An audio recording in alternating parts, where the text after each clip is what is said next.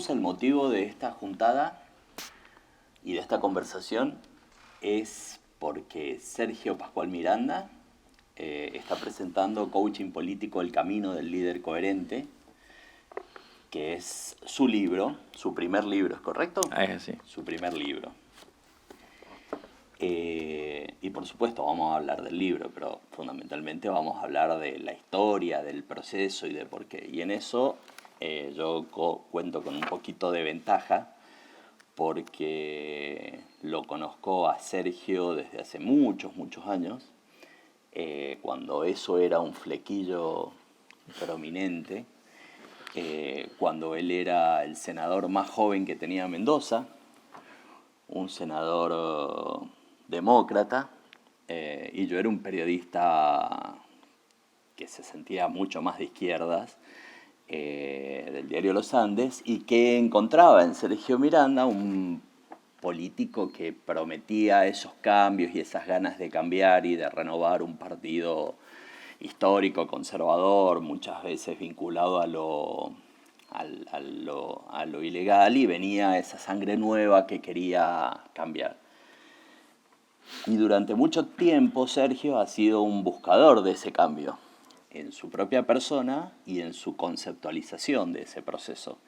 Y cuando fui a la primera presentación del libro y hojeando un poco y conversando con él en otros espacios, claramente esto es una síntesis de un proceso personal. Entonces, es un libro, vamos a tratar de entusiasmarnos y entusiasmar para leer el libro, para que el libro sea útil, para que el libro sea instrumento para que tengamos más política, mejor política, más y mejores políticos con la vocación transformadora que todos necesitamos, que lo público inspire en las personas.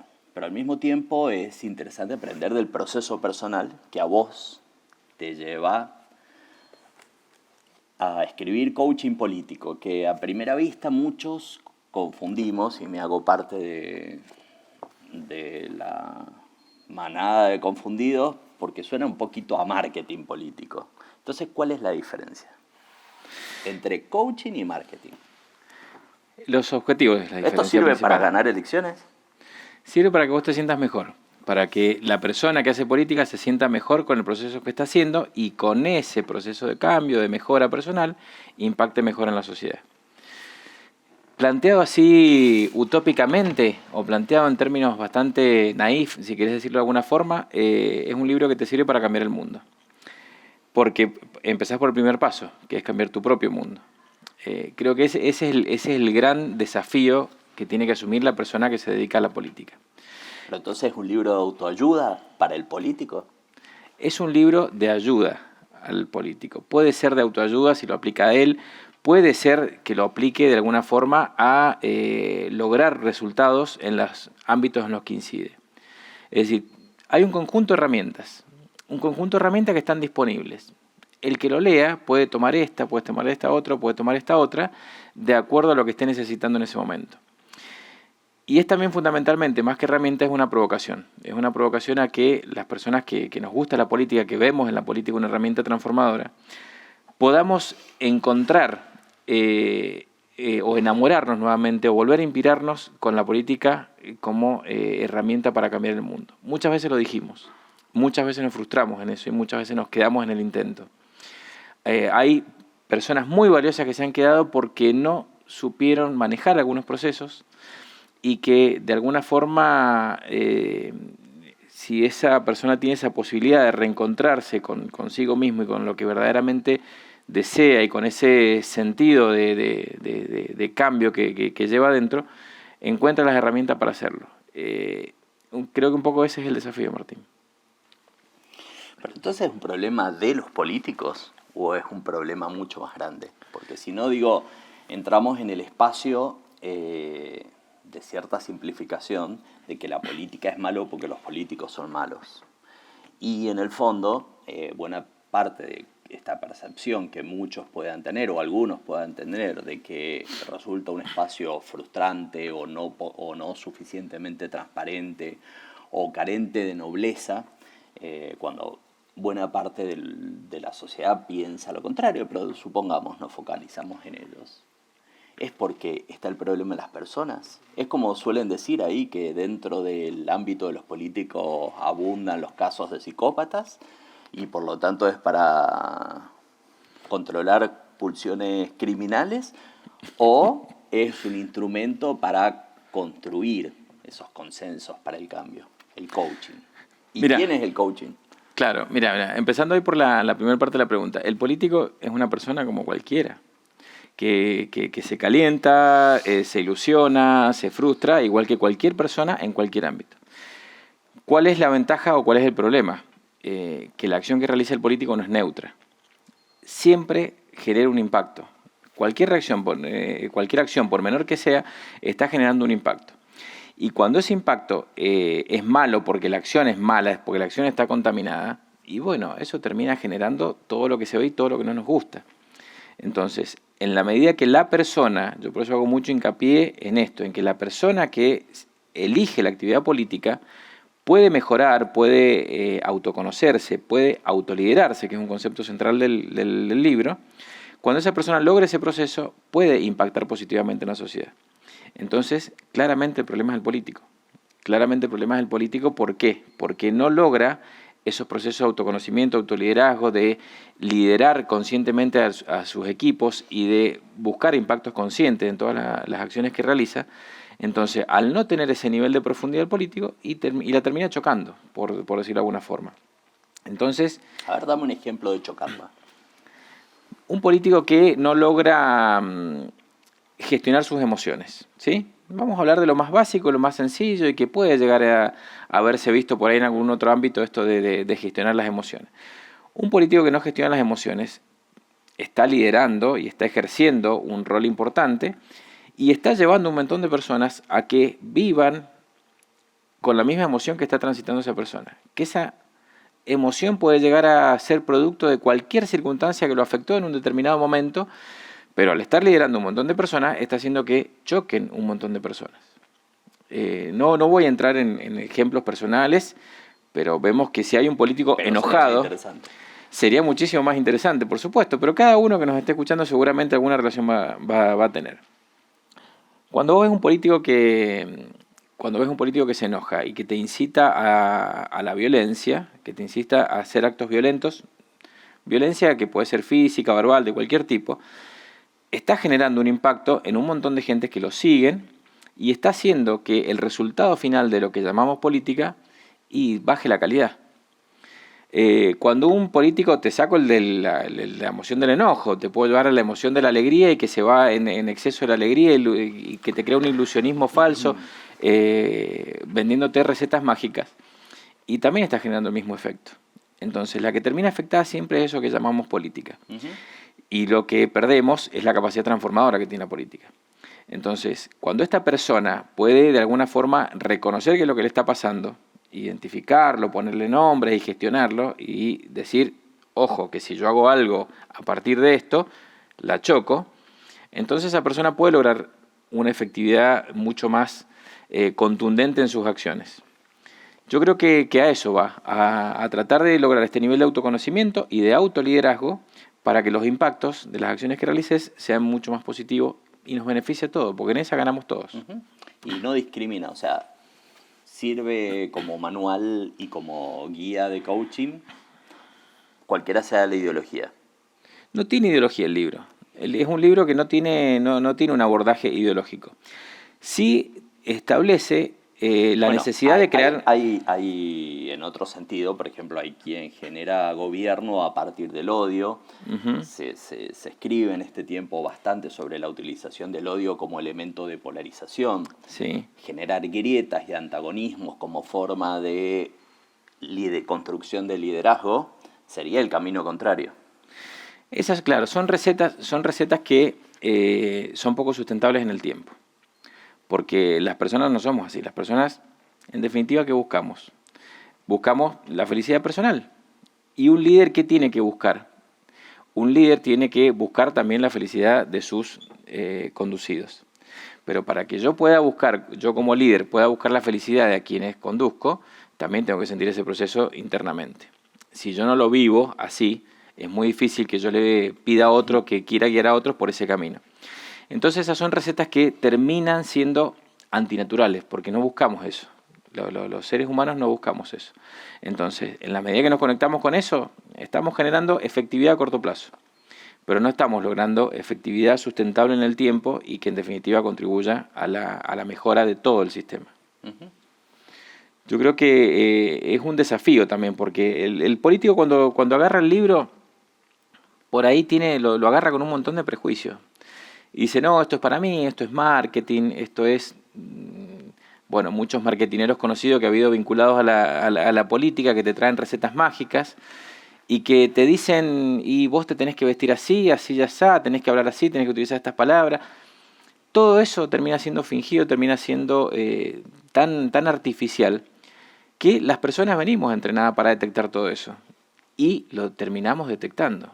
Es decir, el líder que está coachado en ese sentido tradicional de la palabra, que en realidad está marketineado, que en realidad está disfrazado para hacer un personaje y está presentado como producto, va a lograr una ventajita muy a corto plazo.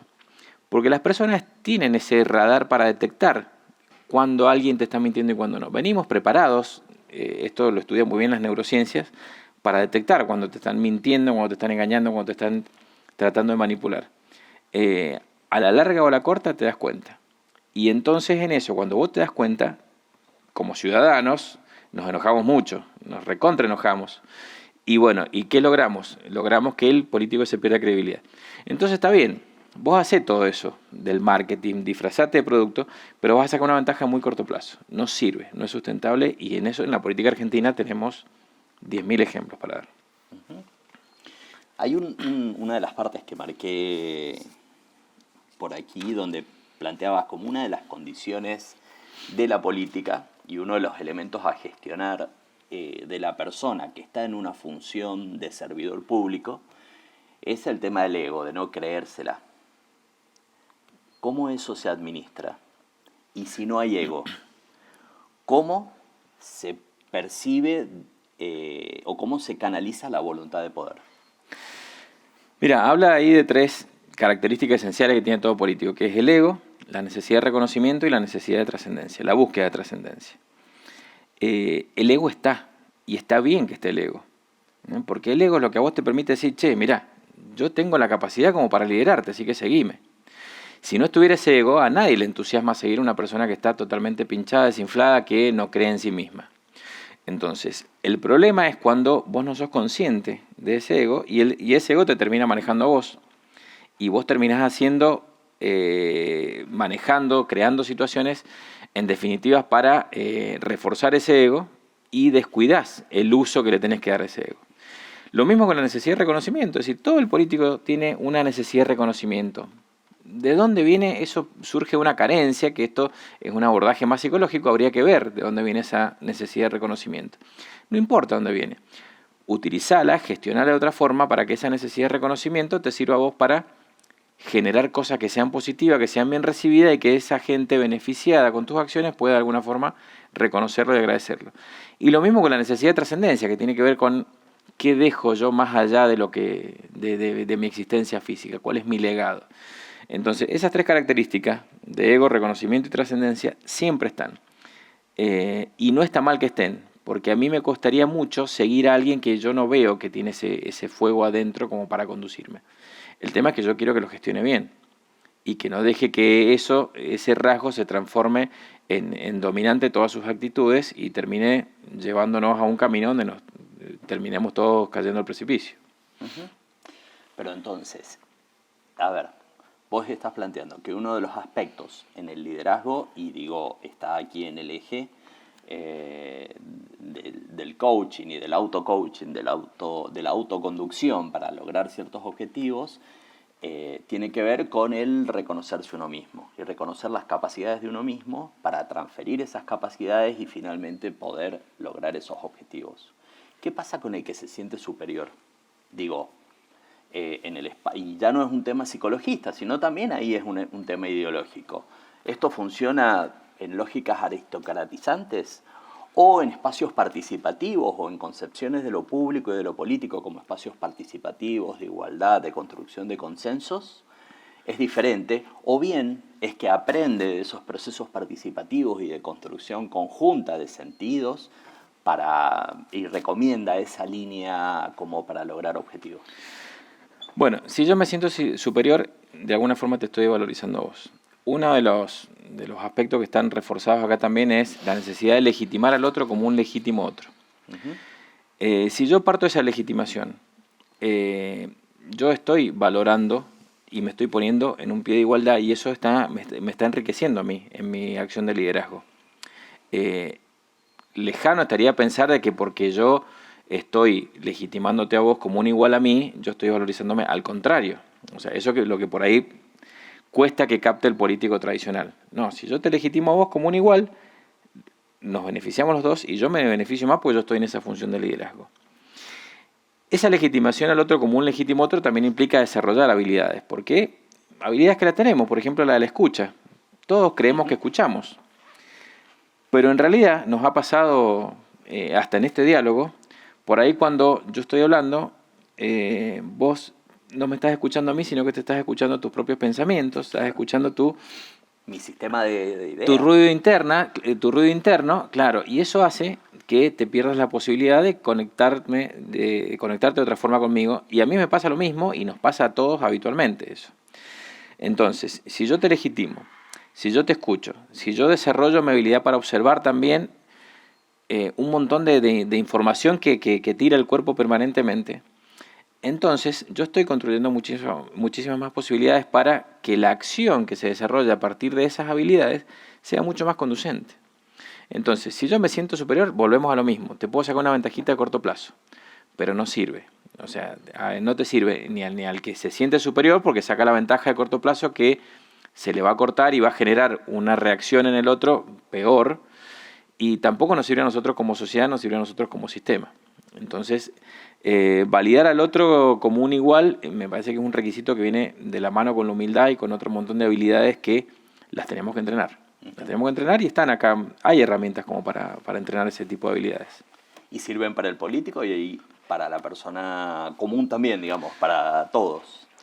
Ahí está, porque el político es una persona. Es decir, es lo que decíamos recién. Entonces, ¿te sirve? Sí, por supuesto que te sirve, porque permanentemente estamos, el foco es el camino del líder coherente. Esta coherencia que tiene que ver que lo que pensamos, lo que sentimos, lo que decimos, lo que hacemos esté alineado. Cuando vos haces algo que no lo pensás o que no lo sentís, de alguna forma se va a notar en la efectividad de tu hacer o en la calidad de lo que vos estás haciendo. Lo mismo cuando decís algo que no sentís, y esto nos pasa porque el cuerpo nos expresa permanentemente y eso se refleja en información que los que están afuera la leen permanentemente. Entonces, la coherencia es una herramienta poderosísima para construir la credibilidad. Si yo logro alinear ese eje de lo que pienso, lo que digo, lo que siento y lo que hago, yo estoy logrando una herramienta poderosísima para construir credibilidad en todas mis acciones, y a partir de esa credibilidad construyo confianza. Y un político no puede ser efectivo si no construye credibilidad y no construye confianza. Uh-huh. Y acá volvemos a lo que vos planteabas recién. Por supuesto que sirve para cualquier persona porque cualquier persona en cualquier momento se encuentra con funciones de liderazgo. Cualquier persona está liderando en algún momento. Estás liderando un equipo de trabajo, estás liderando un equipo en una cancha de fútbol. Permanentemente estamos ejerciendo funciones de liderazgo y a veces nos toca ser liderados. Entonces, en la medida que vos lográs incorporar estas herramientas, todo ese proceso de liderazgo que subyace la convivencia es mucho más armónica y termina siendo mucho más placentera y termina siendo mucho más efectiva. Mira, me quedé enganchado con algo que dijiste. Por otros caminos de mi vida, sí. Yo he trabajado mucho el tema de pandillas, de grupos juveniles afectados por la violencia, incluso en contextos muy violentos. Y fuimos construyendo una tesis de abordaje de esos chicos, de esas chicas que han estado en contextos muy violentos. Y los programas y las estrategias que han logrado transformaciones profundas que les han permitido salir de ese comportamiento. Sí. si querés, que no les llevaba ni a su felicidad ni a su... Resiliencia. Claro, ni a su felicidad, ni a su realización como persona, Uh-huh. ni a sacar las mejores cosas de sí, sino que todo lo contrario. Los procesos que habían logrado eran un primer momento de conocimiento y de reconocer al otro en una segunda instancia. O sea, primero saber quién soy yo. Segundo, reconocer que del otro lado hay otra persona que tiene derechos, etcétera, y que tiene sus particularidades. Y en una tercera instancia es el asumirse como parte de algo colectivo para ponerse al servicio del bienestar de esos colectivos. En la cultura del hip hop y de las culturas urbanas, sobre todo en el hip hop, hay tres R's que se repiten muy frecuentemente, que es respeto, que tiene que ver con el de uno mismo, reconocimiento, que va a tener que ver con el reconocer al otro para poder respetarlo, y representación, que es una instancia posterior, es cuando yo me hago carne de lo colectivo. Y de alguna manera entiendo, digamos, y deduzco y trato de abrir las orejas, que en estas 3R del hip hop está también el proceso del autoconocimiento, del aprender a ser un líder o una persona que empatiza y que logra canalizar las voluntades colectivas y además llevar esas voluntades colectivas a cambios que favorezcan al total. Por lo menos así lo interpreté yo, digamos. Esa es la lógica. Puede ser un poco desviado el análisis, pero por ahí... No, es una lógica que tiene su analogía con lo que está planteado acá. Es decir, vos, esto vas a encontrar por ahí en una parte del libro un gráfico que tiene que ver con una pirámide donde en la base está el autoconocimiento. Que tiene que ver con esto, con llegar a conocer mi verdadera identidad. No quién soy, sino quién estoy siendo. Pues nosotros también partimos de la base de que la persona, cambiando sus acciones, cambiando sus lenguajes, cambiando su modelo de pensamiento, puede llegar a cambiar la persona. Así que no somos seres que estemos definidos y terminados y acabados, digamos. Entonces, esta primer base del autoconocimiento es lo que a vos te permite autoliderarte, porque vos no te puedes liderar si no te conoces. Y no puedo liderar a otros si no me lidero yo mismo. Entonces, eso como primera parte. A partir de ahí, yo puedo empezar a liderar equipos y a partir de ahí puedo empezar a ser consciente de los impactos que produce cada acción del político, del líder en este caso, o de alguien que integra una banda de hip hop como vos planteabas recién. Entonces, este proceso es natural y aplicable a cualquier ámbito. ¿Cuál es la diferencia y por qué el foco en el coaching político y por qué es importante trabajarlo seriamente y a los que nos gusta la política desprejuiciarnos y meternos en lectura que tiene que ver con habilidades blandas? Es importante porque todo impacta. Es decir, nosotros estamos, un político que está que permanentemente está, por ejemplo, conectado con un nivel de angustia y no es consciente de ese nivel de angustia, y todas sus acciones van a estar reflejadas en el pasado. Vos fijate inconscientemente que cómo está llevándose al pasado permanentemente todo lo que hace. Un político que está conectado con la ansiedad lo que te hace es permanentemente buscarte la salida a futuro. Es decir, no piensa nada en hoy, sino piensa en mañana, en pasado y en la próxima elección. Entonces, ni el que estaba angustiado, que se va al pasado, ni el que está ansioso, que se va al futuro, te da soluciones ahora. Entonces no está conectado con eso. Y en esto también cuestiones más básicas, como un político que no se conecta con el disfrute del tiempo libre. Porque vos vas a escuchar a muchos orgullosos decir, no, yo no tengo tiempo, le dedico el 100% a esto. No, flaco, está mal eso. Porque cuando vos no te estás conectando con el tiempo libre, cuando vos no tenés la capacidad de disfrutar del ocio, y estás perdiendo creatividad. El no disfrute del tiempo libre impacta directamente en la creatividad. Ahí te agarró algo y con esto vamos cerrando. Dale. Tiempo libre. Sí. Ahora que estamos conversando, ya una parte importante de la sociedad vio por lo menos los 3 capítulos, las 3 temporadas de Borgen, que además me parece que es muy interesante para el análisis de lo político y del proceso personal de los políticos. Birgit Neighbor, es correcta la pronunciación, es la primer ministra danesa. Sí. Pero hay momentos en que desenfoca. Y hay momentos en que atina, y cuando atina te pone los pelos de punta digamos, por la profundidad de ciertas decisiones, la radicalidad de ciertas decisiones y el impacto que esas decisiones toman. Pero hay otra es como que no da pie con bola. Ajá. ¿Por qué? Cuando no da pie con bola, está parada en la incoherencia. Está haciendo cosas que no la siente. Pensar en algunas escenas de 3 temporadas que hemos disfrutado mucho de esta serie. Y cuando ella no atina, quiere, por ejemplo, relaciones carnales con Estados Unidos y sin embargo en un momento tiene que aceptarlas. Y ahí pasan un montón de cosas porque él empieza a tener tanto ruido interno que eso se le nota a ella hacia afuera.